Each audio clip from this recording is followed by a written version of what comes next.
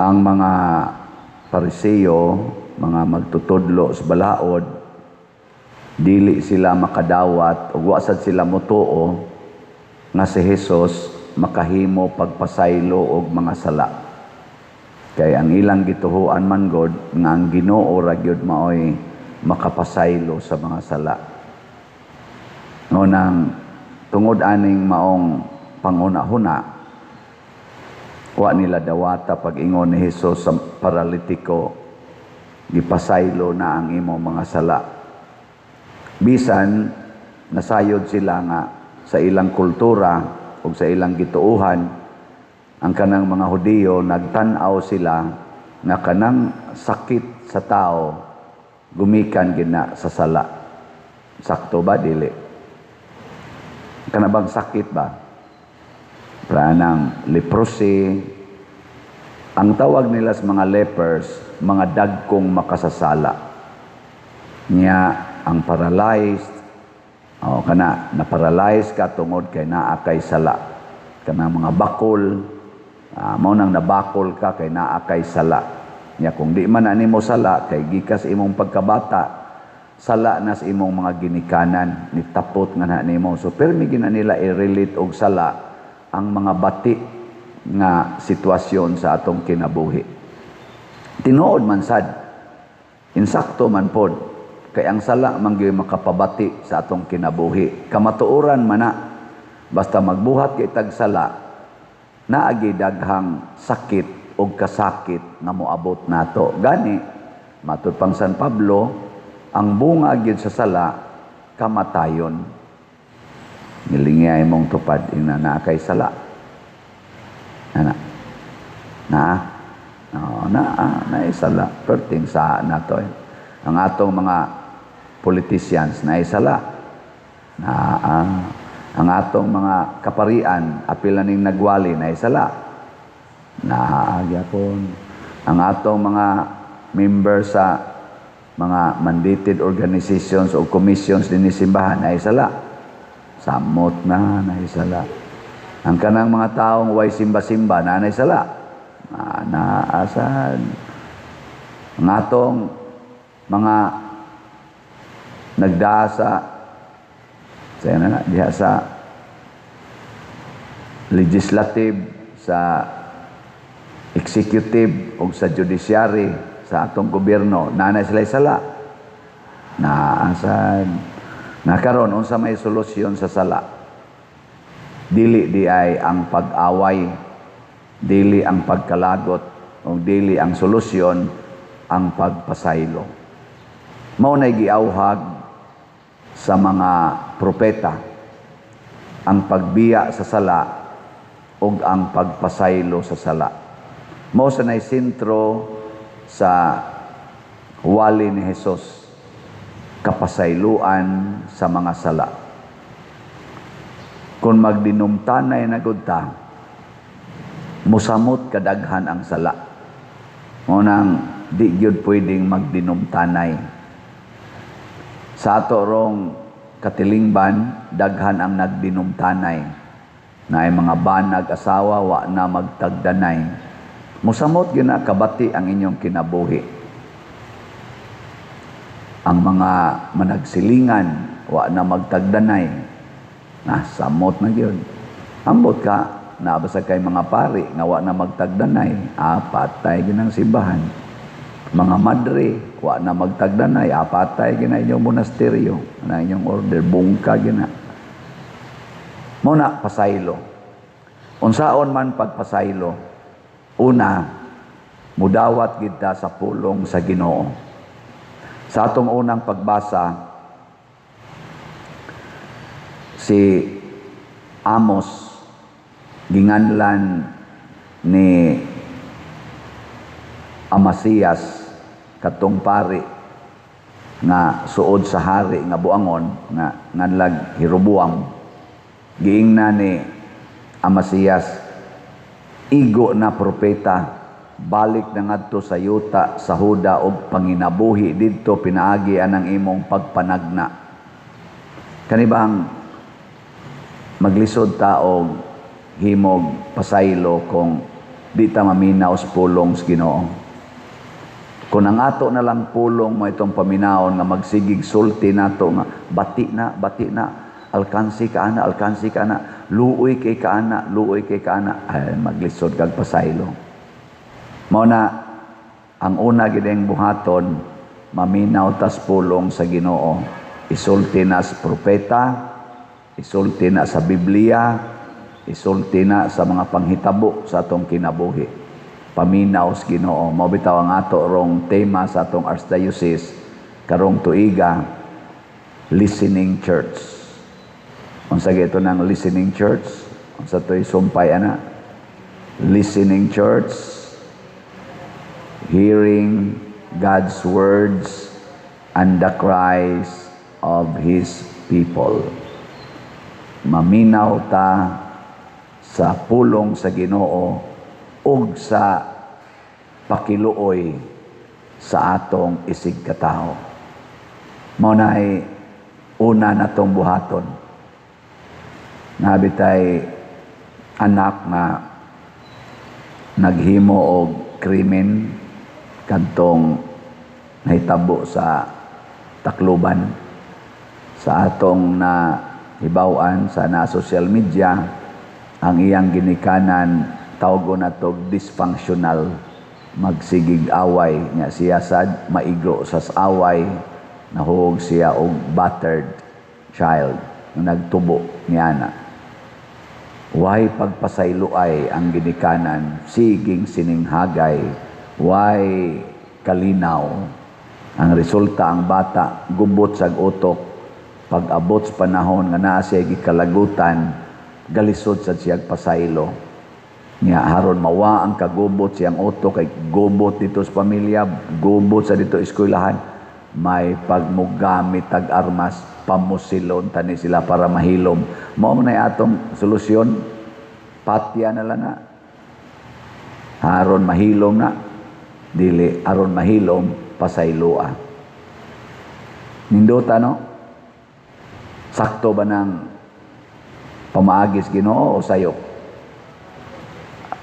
Kung atong tawgo na siya tawhanong analysis, sayop yun. Kay mag-anad man ang buangon. Pero kung atong tanawon sa matas pagtuo, wisdom of God, puwerteng saktuha. Nganong puwerte mang saktuha?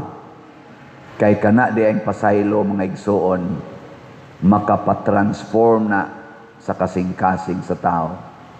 Daghan kaing mga taong dautan kaing binuhatan nga gisigihag-hatag og pasaylo sa mga taong suod sa Ginoo na nga usab ilang kinabuhi. Usanan ni ana si San Pablo. Sa dihang si San Pablo giingna ni Ananias, igsuong Saulo, gipasaylo na ang imong mga sala o gipaanhikos Ginoo aron ayuhon kas imong sakit, na usab gyud si San Pablo.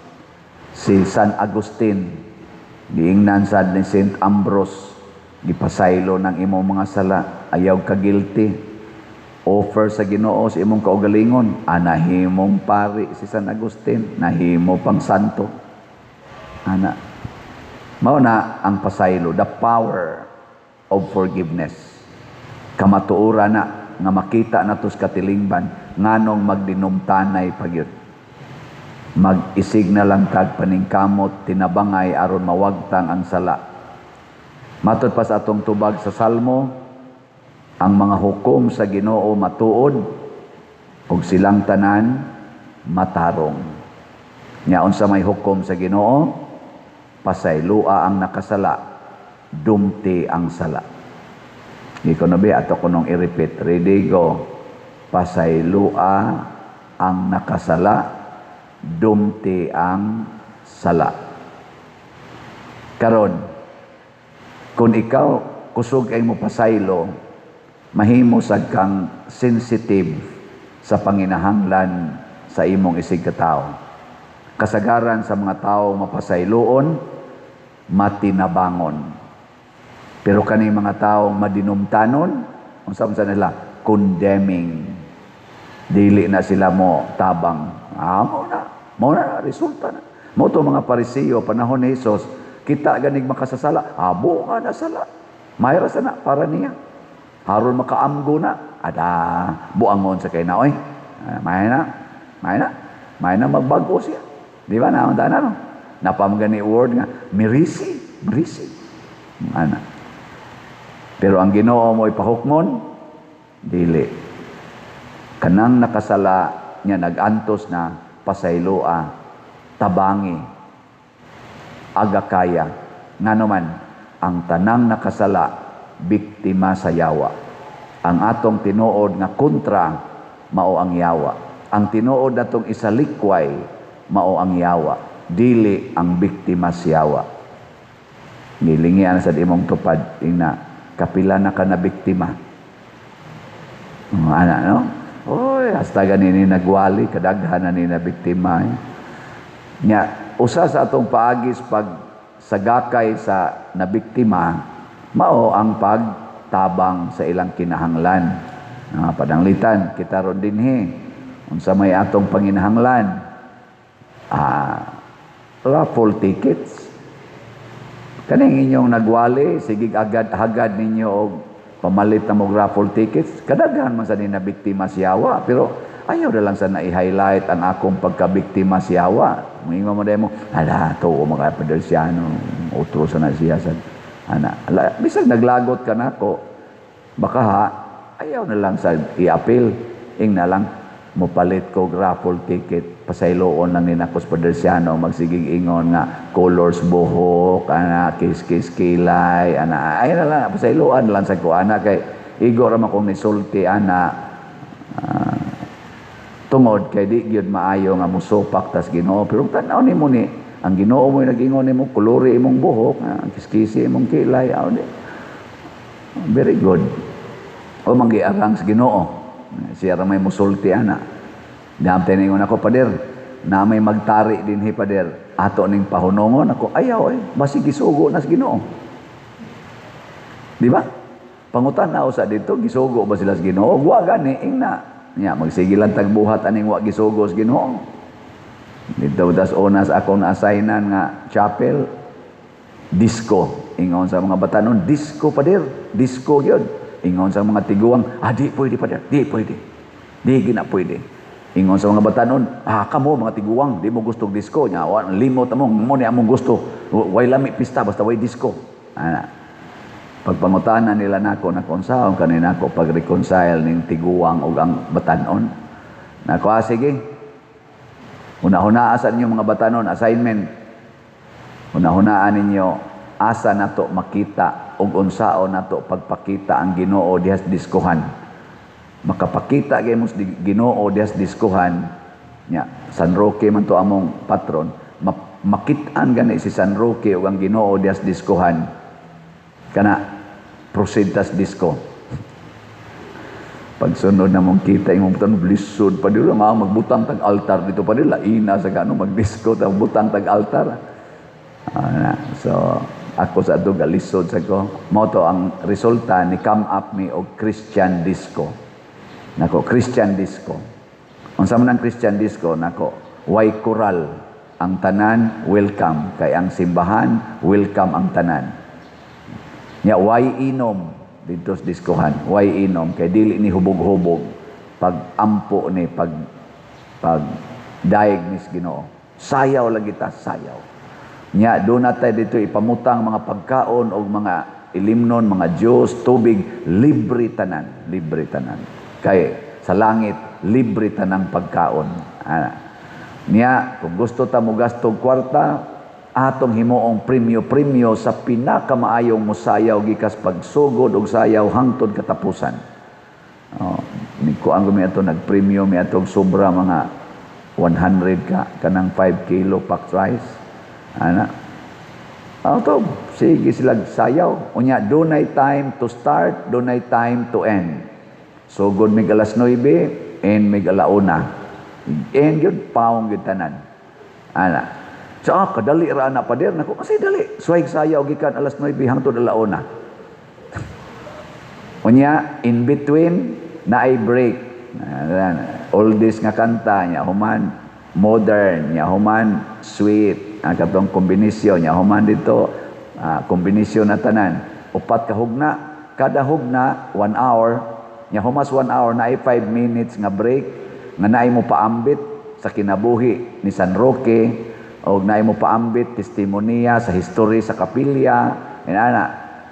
Ay ighuman lagi igpaong, ay na igpaong music, nya sigang suga, nya naada yung paambit, manglakaw nga tulayo, manglakaw mga tao baka to mga buangon, lakaw. Atos dapat manginom og tubig ana, inigbalik sa tukad, hugop na sad.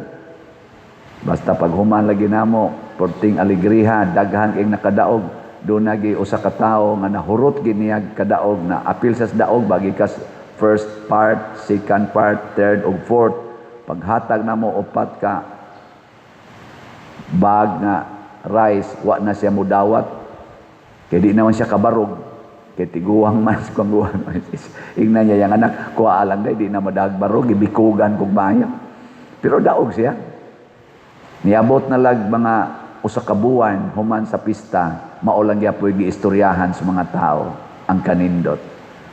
So kung giyahan ta sa Ginoo, nindot yun ang resulta.